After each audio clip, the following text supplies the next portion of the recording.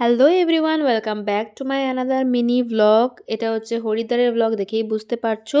Day 3 আজকে হচ্ছে আমরা ঘুরবো হচ্ছে হরিদ্বার। আগের দিন পুরো ঋষিকেশ ঘুরেছিলাম।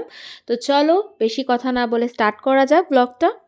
তো সকালবেলা আমরা ঘুম থেকে উঠে একদম রেডি হয়ে বেরিয়ে গেছি। আজকে যাব হচ্ছে মনসা দেবী আর চণ্ডী দেবীটা মেনলি যাব। আর আমাদের যেখানে হোটেল ছিল সেখান থেকে মনসা দেবীটা একদম পায়ে হেঁটে যাওয়া যায়। তো ওখান থেকে আমরা চলে গেছিলাম মনসা দেবীতে। এখানে চেকিং সব কিছু কমপ্লিট করে আমি যতটা পেরেছি ভিডিওগুলো নিয়েছি, কারণ ভেতরে সব জায়গায় ভিডিও অ্যালাউ ছিল না। আর যারা যারা হরিদ্বার গেছে তারা জানো যে মনসা দেবী যেতে গেলে এখানে এই রোপওয়েতে করে যেতে হয়। তো ফার্স্টে আমরা সব টিকিটগুলো নিয়ে নিয়েছিলাম। অ্যাকচুয়ালি আমরা সবাই মিলে মনসা দেবী থেকে চণ্ডী দেবীর যে ফুল টিকিটটা রয়েছে সেটাই আমরা নিয়েছিলাম, কিন্তু আলটিমেটলি লাস্টে মা আর বাপিকে বাড়ি ফিরে যেতে হয়েছে, মানে হোটেলে। সেটা কেন হয়েছে পুরো ভ্লগটা দেখতে থাকো তাহলে বুঝতে পারবে।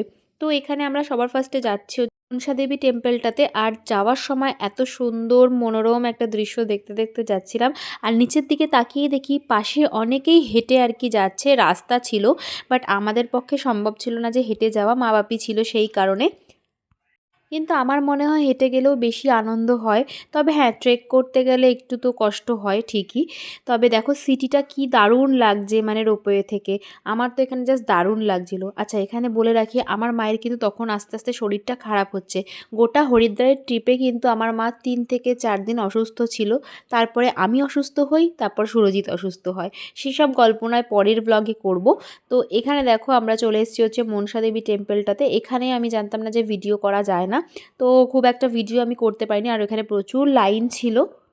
অ্যাকচুয়ালি নভেম্বর ডিসেম্বর টাইমটাতে প্রচণ্ড হরিদ্বারে ভিড় হয়। তো আমরা সেখানে ভিড়টাই আর কি পেয়েছিলাম। আর দেখো আমার মাথায় একটা কি সুন্দর বো দেওয়া রয়েছে। একটু পরে পুরো আউটফিটটা যখন দেখাবো তখন তোমরা দেখতে পাবে। ওইটা না আমার হারিয়ে গেছে। ওটার যে আমার কি দুঃখ কি আফসোস, কারণ ওটা হ্যান্ডমেড ছিল। তো যাই হোক, ওখান থেকে এবার আমরা ব্যাক করছি। ব্যাক করে হচ্ছে তারপর আমরা যখন নিচে নামি তখন হয় হচ্ছে আমার মায়ের প্রচণ্ড শরীরটা খারাপ, যার জন্যে বাপিকে আর মাকে মানে চলে যেতে হয় হোটেলে, ব্যাক করতে হয়। সুরজিৎই দিয়ে আসে গিয়ে, যেহেতু মানে পায়ে হাঁটা ছিল সেই কারণে বেশিটা দূর ছিল না। তো তারপর আমরা ওখানে আবার ফেরত এসে একটা জায়গায়, মানে আমাদের বাস টাইপের ছিল, সেখান থেকে একটা জায়গায় গিয়ে তারপর ওখান থেকে তারপর চণ্ডীদেবী টেম্পলটাতে যেতে হয়েছিল। তো এখান থেকে প্রায় ওই ধরে নাও 10 মিনিট মতো ছিল।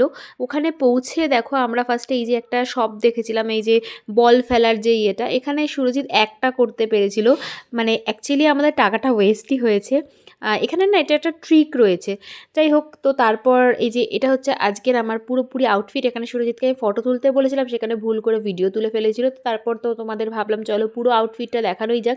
এই যে মাথায় যে বউটা রয়েছে এটা হারিয়ে গেছে। এটা অ্যাকচুয়ালি আমার একটা ব্লাউজের মধ্যে ছিল, সেখান থেকে খুলে আমি জাস্ট মানে এটা ইউজ করেছিলাম। আর যখন ইউজ করছিলাম তখন ভেবেছিলাম যে হ্যাঁ, এটা মনে হয় হারিয়ে যেতে পারে। আর আমি যেটা ভাবি বা যেটা বলি সেটাই কেন জানি না হয়, আমি জানি না। তো যাই হোক, সেটার জন্য একটু আফসোস রয়েছে। পরে আমি অবশ্যই এটা বানিয়ে নেবো, যেহেতু হ্যান্ডমেড ছিল, কোনো অসুবিধা হবে না।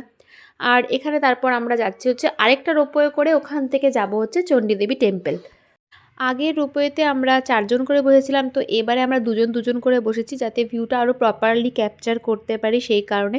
এখানে সুরজিৎ কিছু একটা বলছিল, ও বলছিল যে মানে মনসা দেবী টেম্পলের থেকেও এই চণ্ডী দেবীর যে টেম্পলের যে চারপাশের যে ভিউ ছিল সেই ভিউটা আরেকটু সুন্দর, সেটাই ও বলছিল এখানে।